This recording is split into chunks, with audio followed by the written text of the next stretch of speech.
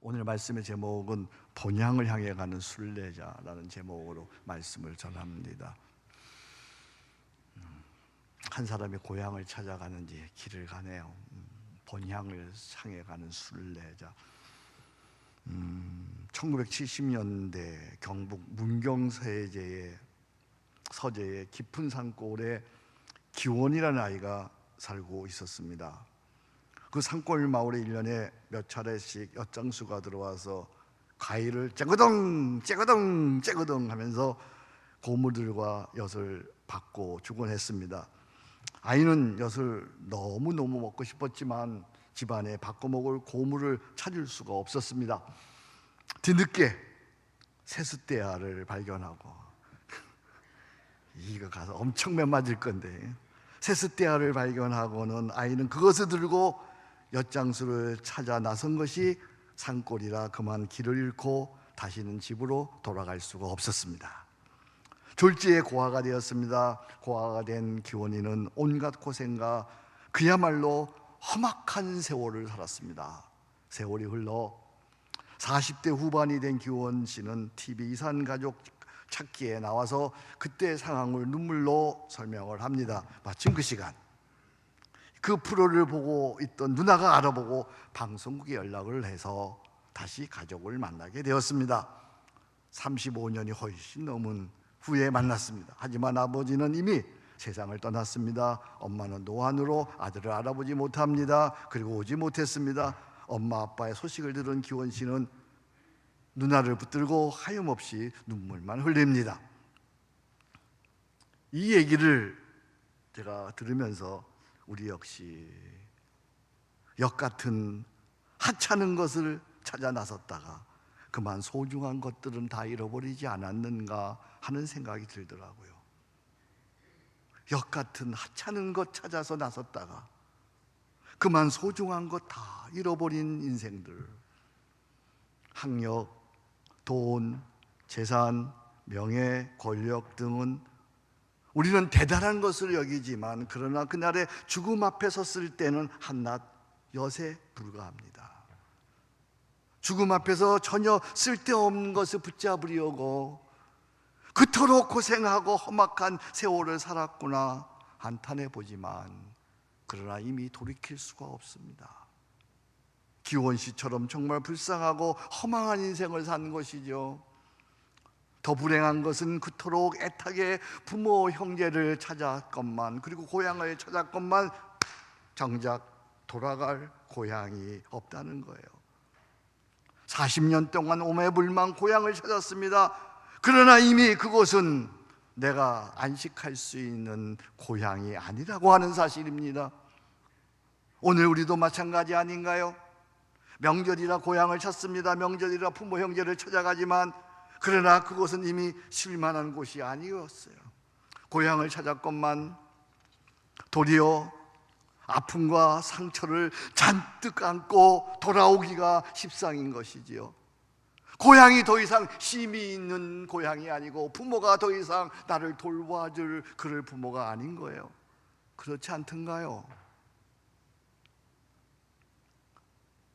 요즘 우리들은 정보화 시대에 지식이 많아서 똑똑들을 합니다. 얼마나 아이들도 똑똑한지 몰라요. 청년들도 다 만나보면 얼마나 똑똑한지 몰라요. 그런데 문제는 철이 없다는 거예요. 철이 없어요. 때를 분간하지 못하는 거예요. 그 나이, 그 시절, 그때에 무엇을 해야 하는지, 어떤 말을 해야 하는지, 어떻게 살아야 하는지 알지 못하고 당장에 좋아 보이는 엿 같은 그런 것을 쫓아 사는 거예요. 나이를 알지 못하고 감정 따라 살아요. 나이를 알지 못하고 취향 따라 살아요. 나이를 알지 못하고 시류를 따라 사는 거예요. 사랑하는 여러분, 철이 든다는 게 뭐예요? 네? 철든다, 철이 들었다는 게 뭐예요? 분별력이 있다는 거죠. 분별력. 해야 할 일과 하지 말아야 할 일, 먼저 해야 할 일과 나중에 해야 할 일, 해야 할 말과 하지 말아야 할 말. 분별력이 있어 없어질 것들을 따라 살지 않고 가치 있는 것, 절대적인 것, 영원한 것을 구하며 사는 것이죠. 우리 철 좀 들면 좋겠어요. 저부터 철 좀 들면 좋겠어요. 시대를 분별하면 좋겠어요. 철이 들어서 본향을 바라보고 부르심을 따라 평안과 감사로 사는 것이죠. 한 시대에 우리에게 성각자로 널리 알려진 함석헌 선생님은 이런 말을 하십니다. 그날이 점점 한 점으로 다가오고 있습니다. 그러나 죽을 때까지 이 걸음으로. 그날이, 죽음의 그날이, 천국 가는 그날이 점점 한 점으로 목표가 분명해진다는 거예요. 목표가 분명해졌어요. 그날이 점점 한 점으로 다가오고 있습니다. 그러나 죽을 때까지 이 걸음으로. 이 걸음은 어떤 걸음이에요? 죽을 때까지 진실한 걸음으로, 죽을 때까지 사랑의 걸음으로, 죽을 때까지 감사의 걸음으로, 죽을 때까지 믿음의 걸음으로. 그날이 점점 다가올수록 죽는 그날까지 믿음으로 살아가기를 주의 이름으로 축복합니다. 우리 그리스도인들, 크리스찬, 그는 더 나은 본향을 찾아가는 사람들입니다. 오늘 본문의 히브리서 기자는 아벨과 아이녹과 노아와 아브라함과 사라와 믿음의 선조들은 인생을 이렇게 살았다고 설명을 합니다. 오늘 본문 말씀 15절 보겠습니다. 그들은 나은 바 본향을 생각하였더라면 돌아갈 기회가 있었으니와 그들이 이제는 뭐라 그랬어요? 더 나은 본향을 사모하느니. 더 나은 뭘 사모한다고요? 본향을 사모하느니 곧 하늘에 있는 것이라. 이들은 더 나은 본향, 하늘나라를 믿음으로 환영했고 믿음으로 살다가 믿음으로 죽었습니다. 이를 기자는 한마디로 이렇게 표현합니다. 이 사람들이 13절입니다. 다 뭐를 따라 죽었으며? 대답해 주세요. 뭘 따라 죽었으며? 믿음을 따라 죽었으며. 믿음을 따라. 그날이 점점 한 점으로 다가오고 있습니다. 그러나 나는 죽을 때까지 믿음의 걸음으로 믿음을 따라 죽었어요. 이들은 어떤 믿음을 따라 죽었을까요? 어떤 믿음을 따라 죽었어요? 첫째, 그들은 영원한 생명을 믿었습니다. 영원한 생명. 이들에게는 영생이라고 하는 믿음이 있었어요. 우리도 예수를 나의 주 그리스도로 믿을진데 예수 생명이 내 안에 있는 거예요. 예수 생명, 이것은 불멸의 생명이에요. 예수 생명, 이것은 없어지지 않는 생명이에요. 예수 생명, 이것은 영원한 생명이기에 절대 죽을 수가 없는 거예요. 이제 예수 생명이 내 안에 살기에 죽음은 이제 이 생의 끝일 뿐, 이제 우리에게는 영생을 사는 거예요. 영생이 이미 시작되어진 거예요. 영생, 영원한 삶, 영원한 삶이 시작된 거예요. 이것을 요한복음 3장 16절에 성경의 요절이라고 할 만치 유명한 성경 구절 속에 이렇게 말씀하십니다. 하나님이 세상을 이처럼 사랑하사 독생자를 주셨으니 이는 그를 믿는 자마다 멸망치 않고, 그 다음 뭐예요?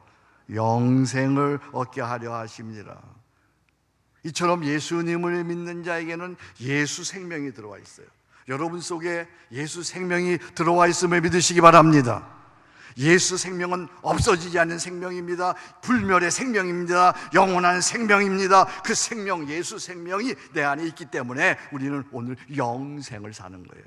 오늘부터 영생을 사는 거예요. 찬송가에 있지 않아요? 영생을 누리며 주 안에 살리라. 오늘도 내일도 주 함께 살리라. 영생을 누리며 주 안에 살리라. 영생, 영생. 예수 믿는 자에게는 이미 예수 생명이 그 안에 있어서 영생을 사는 거야. 그런 믿음이 여러분에게도 있기를 주의 이름으로 축복합니다. 두 번째, 그들은 몸의 부활을 믿었습니다. 이들의 믿음은 막연한 영생의 믿음이 아닙니다. 그날의 죽음과 함께 그 이 몸이 부활체로 변화해서 예수님과 같은 부활체로, 천사와 같은 부활체로 변화하여 영생을 산다고 하는 믿음입니다. 우리 구주 예수님 죽은 자 가운데서 부활하셨습니다. 믿으시면 아멘. 우리 구주 예수님 죽은 자 가운데서 부활하셨습니다. 세상에 40일간 부활체로 사셨습니다.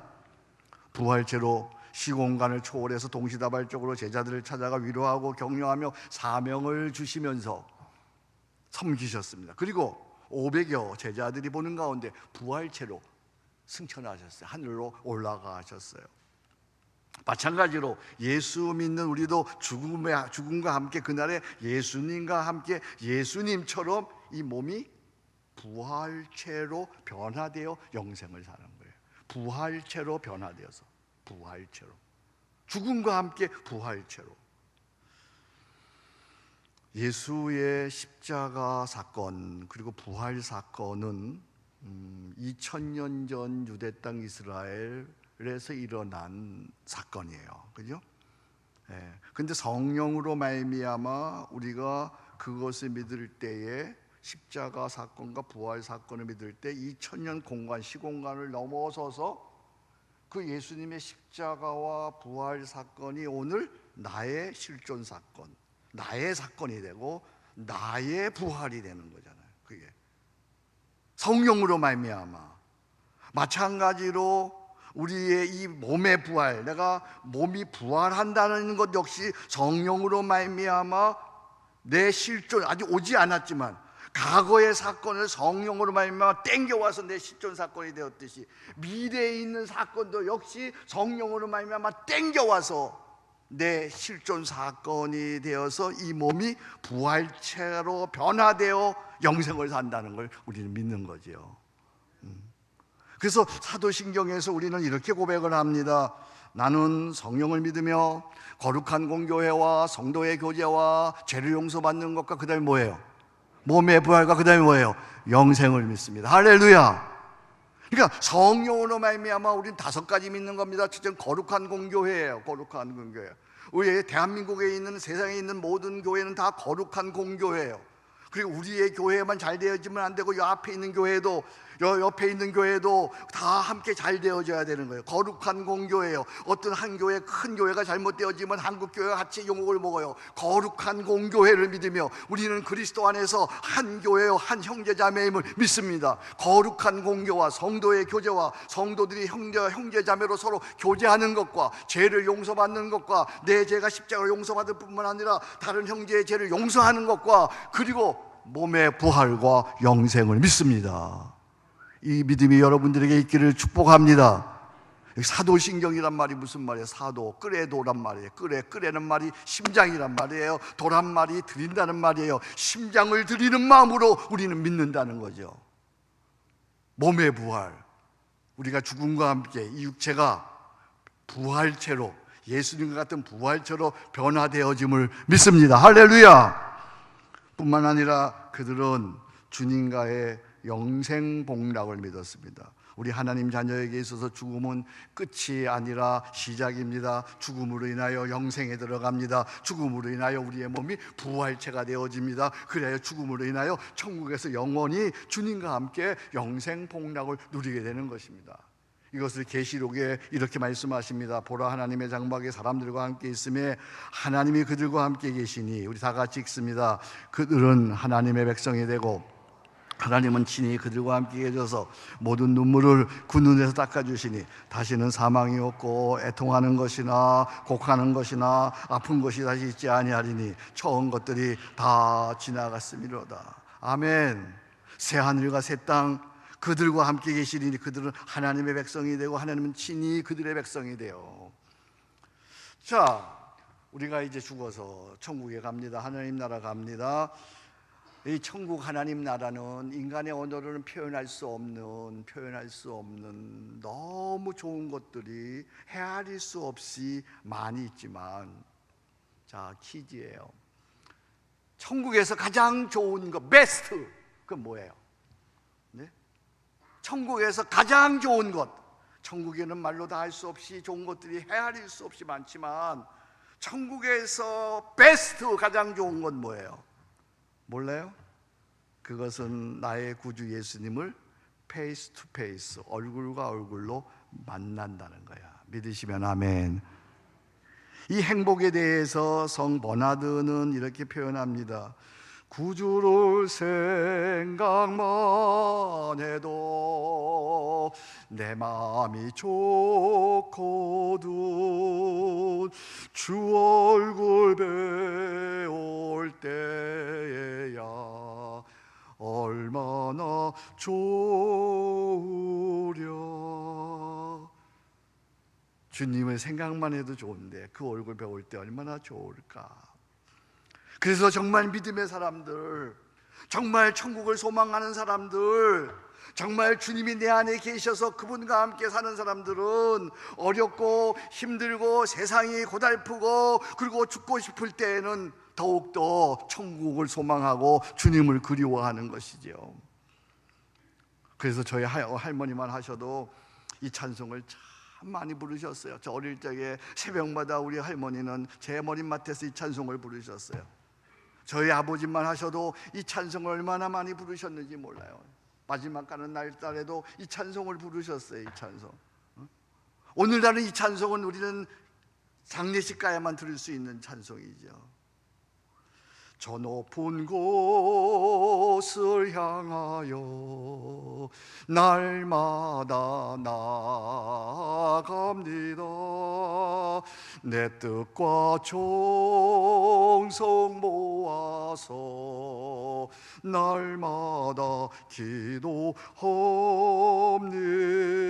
다 같이 내 주여 내 발벗어서 그곳에 있게 하소서. 그것은 빛과 사랑이 언제나 높대요. 우리 십자가 바라보면서 다시 한번 저 높은 곳을 향하여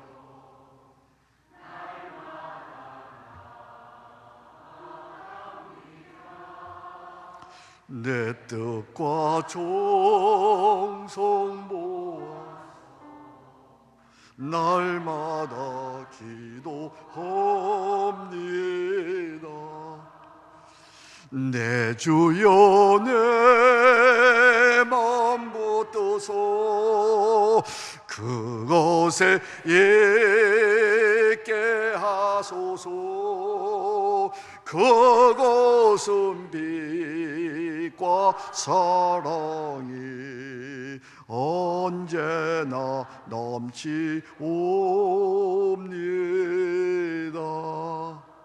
할렐루야.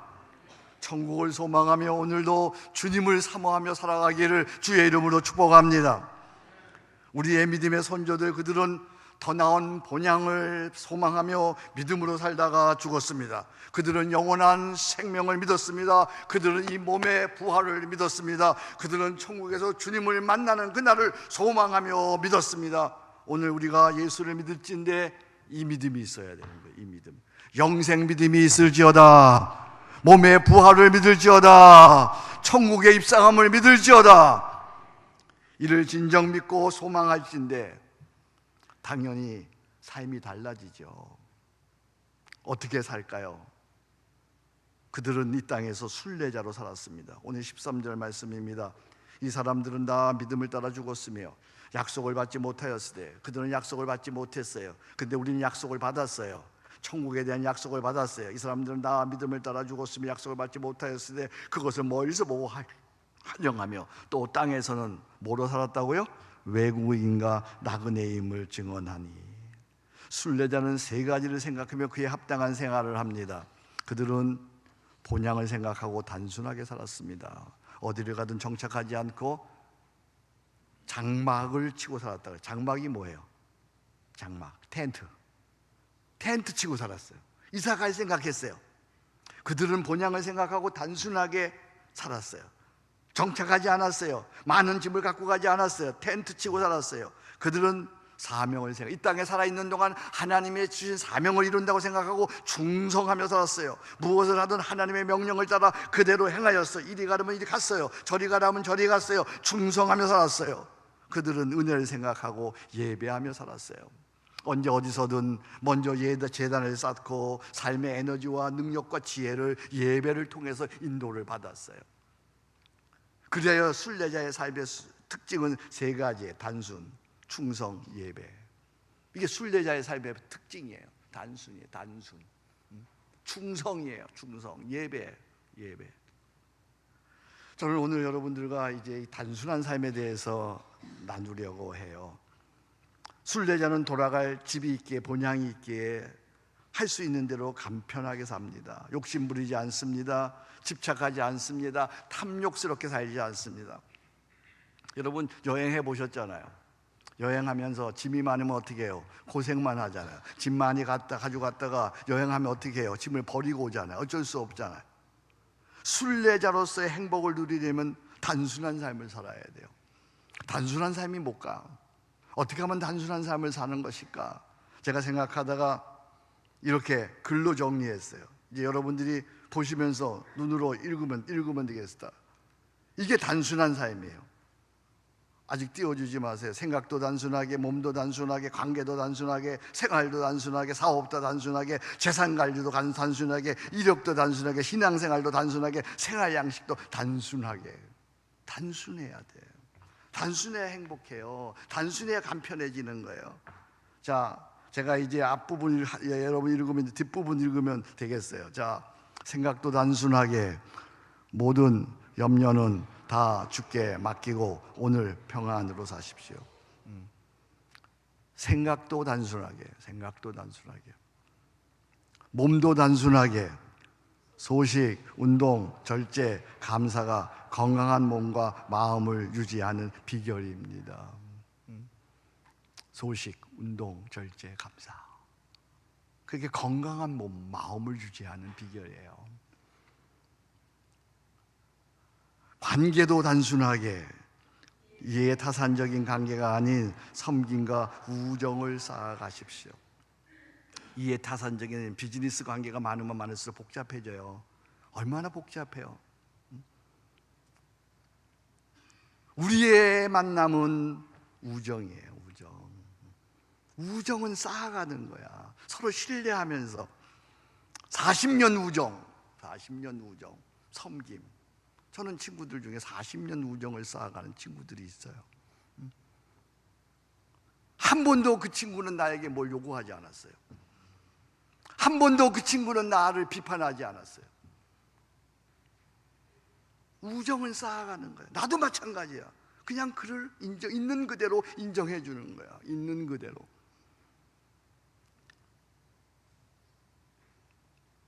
우리 나이 드신 분들, 저와 우정을 쌓아가면 어떨까요? 있는 그대로. 고치려 하지 말고 있는 그대로. 나도 당신을 못 고쳐요. 당신도 나를 못 고쳐요. 나도 아내를 못 고쳐요. 아내도 나를 못 고쳐요. 그냥 있는 그대로 받아주면 어떨까요? 우리 우정을 쌓아갈 수 있기를 축복합니다. 생활도 단순하게, 하루를 기도하고 산책하고 일하고 사랑하며 사십시오. 하루를 네 가지 하고 사는 거야. 기도하고 산책하고, 산책 대신에 운동에 들어갈 수 있어요. 운동하고 산책하고 일하고 사랑하며 사는 거지. 멋지잖아요. 생활도 단순하게. 사업도 단순하게, 허황된 꿈을 버리고 나만의 전문성으로 평생 그 분야의 일가를 이루십시오. 허황된 꿈 버리세요. 이루지 못해. 벌써 여기까지 왔는데 무슨 허황된 꿈이에요? 나만의 전문성, 지금까지 하던 것, 내가 가장 잘하는 것, 나만의 전문성, 평생 그 분야에 그거 해서 일가를 이루는 거죠. 내가 어떻게 조용기가 돼? 내가 어떻게 대형교회를 이루냐고요. 그렇잖아. 내가 어떻게 옥하님이 되냐고요. 김성년이야. 나는 김성년이답게 나의 전문성을 살려 그 분야의 일가를 이루는 거예요. 여러분은 여러분의 일가를 이루세요. 이것저것 하지 마시고 살아온 모습 그대로 일가를 이루시는 거예요. 그러면 쉽잖아요. 재산 관리도 단순하게, 돈에서 자유하기 위해서 먼저 헌금하고 온전한 11조를 드리십시오. 돈에서 자유하지 못하면 당신은 행복하지 않아요. 자유해야 돼. 돈에서 돈 그거 자유해야 돼요.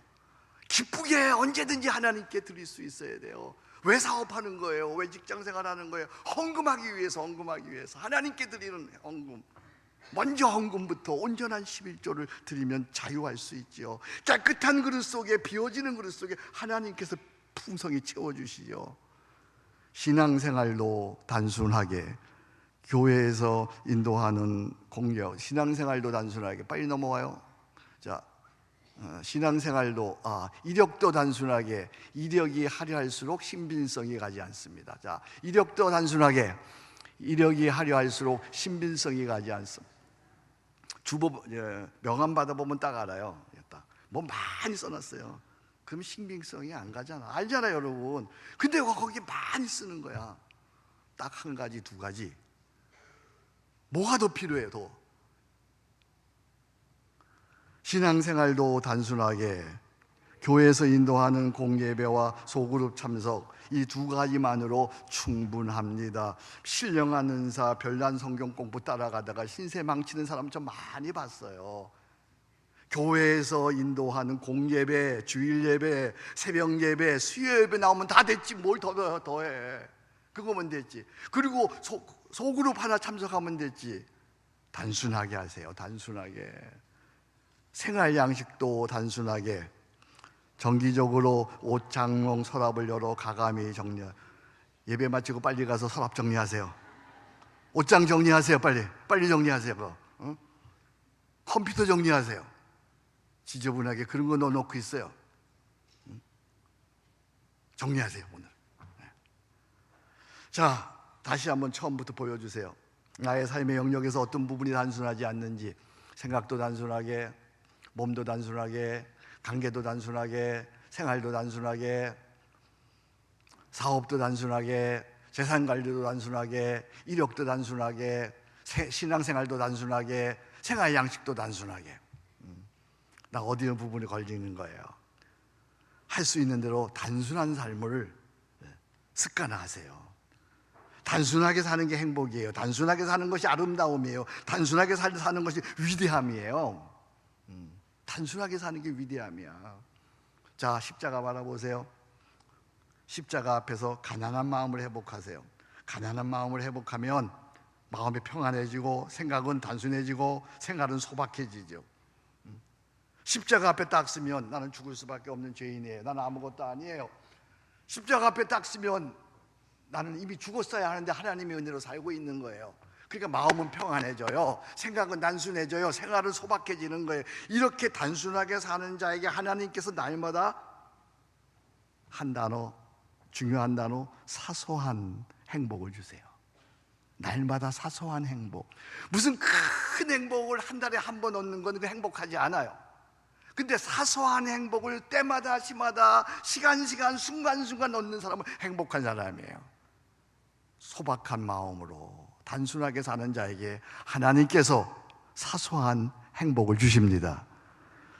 제가 제 책을 이렇게 정리하다가 책에서 옛날 책, 그 독일어 책을 발견했어요. 그 독일어 책을 보다가 행복이란 그 독일어 시를 보고는 제가 번역을 했어요. 물론 번역한 거 좀 됐습니다. 오래됐습니다. 오늘 여러분들에게 이 시를 읽어드리면서 이제 말씀을 마칩니다. 단순한 삶을 사는 자에게 주시는 하나님의 행복입니다. 행복이란 의외로 드물지 않다. 어디에서나 행복을 찾을 수 있다. 삶이 가르쳐 주듯 많은 것이 행복일 수 있다. 행복이란 매일 맞는 새로운 아침이다. 행복이란 형형색색의 꽃들이다. 행복이란 걱정 없는 나날이다. 행복이란 즐겁게 미소 짓는 것이다. 행복이란 무더위에 찾아드는 빗줄기이다. 행복이란 장마가 끝나고 비쳐드는 햇살이다. 행복이란 아이스크림을 먹는 아이를 보는 것이다. 멋지죠? 행복이란 기분 좋은 인사이다. 안녕하세요, 굿모닝, 반갑습니다. 행복이란 추울 때 느끼는 따뜻한 온기이다. 행복이란 바닷가의 하얀 모래사장이다. 행복이란 숲속의 고요이다. 행복이란 숲속에서 들려오는 새들의 지적입니다. 지지배배 지지배배 지지배배. 행복이란 반가운 친구가 찾아오는 것이다.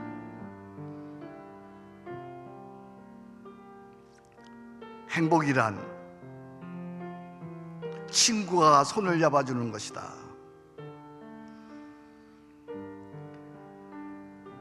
행복이란 묵상하는 것이다. 행복이란 좋은 책을 읽는 것이다. 행복이란 기쁘게 웃는 유쾌한 시간이다. 하하하하하! 행복이란 반가운 손님을 맞이하는 것이다. 행복이란 장소에 구애되지 않는다. 행복이란 계절과 상관없다. 행복이란 자신의 삶에 자족하는 사람이 항상 발견할 수 있는 것이다. 천국을 소망하며 오늘 가난한 마음으로 소박하게 살아가는 자에게, 단순하게 살아가는 자에게 주시는 행복, 사소한 행복, 순간순간 주시는 행복, 오늘 이 예배 시간에 주시는 행복, 그 행복이 우리 모두에게 차고 넘치기를 주의 이름으로 축복합니다. 하나님 아버지, 감사합니다. 오늘도 저희를 부르시고 우리가 천국 가는 순례자로서 어떻게 살아야 하는지 말씀해 주셨습니다. 천국의 소망을 안고 이제는 이 땅에서 단순하게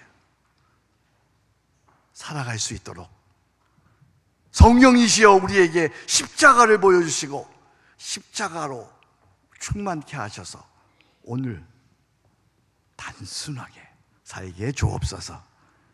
그리하여 우리 속에, 우리 가운데 사소한 행복이 날마다 때마다 시마다 넘쳐나게 하옵소서. 예수님 이름으로 기도합니다. 아멘.